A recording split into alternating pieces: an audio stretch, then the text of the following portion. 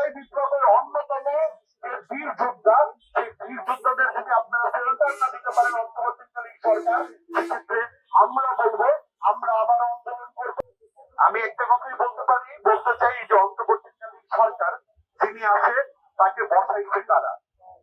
তাকে যদি আমরা বসে থাকি, যে আসন হচ্ছে রক্তাক্ত আসন, সেই রক্তাক্ত আসনে বসে যদি এখনো স্বৈরাচারী সরকারের বেতত্ত্বদের যদি ফিল্টার দিয়ে থাকে, এখনো স্বৈরাচারী সরকারের বেতত্ত্বদের কথা যদি শুনে থাকে, এখনো স্বৈরাচারী সরকারের বেতত্ত্বরা যদি বিভিন্ন আসনগুলো নিয়ে বসে থাকে, সেক্ষেত্রে এই ব্যর্থতা আমরা পুনরায় আবার মেনে নিতে পারবো না।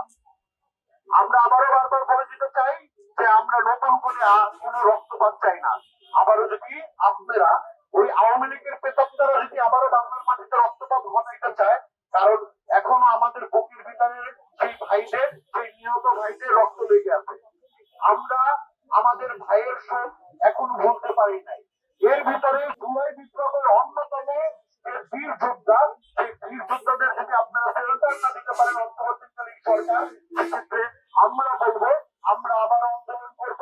আমরা আপনাদেরও আমার ক্ষমতা ঘটাইতে পারবো যদি আপনারা আমাদের ফেরত তথা সাধারণ মানুষের ফেরত যদি না দিতে পারেন, সেক্ষেত্রে আমরা বলবো আপনারা আপনাদের এই আসন ছেড়ে যান।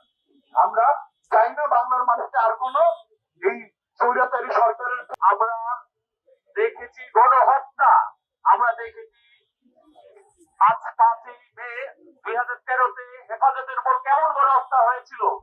300-এর অধিক হাফেজদের হত্যা করা হয়েছে, আলেমদের হত্যা করা হয়েছিল, এই আওয়ামী লীগ হত্যা করেছে। আমরা আরো দেখেছি লাখো কোটি টাকা বাংলাদেশ থেকে লুট করে নিয়ে বাংলাদেশের খাজানা খালি করে দিয়েছে। কে করেছে? এই আওয়ামী লীগ। আমাদের দেশে আরেকটা গণহত্যা চালিয়েছে,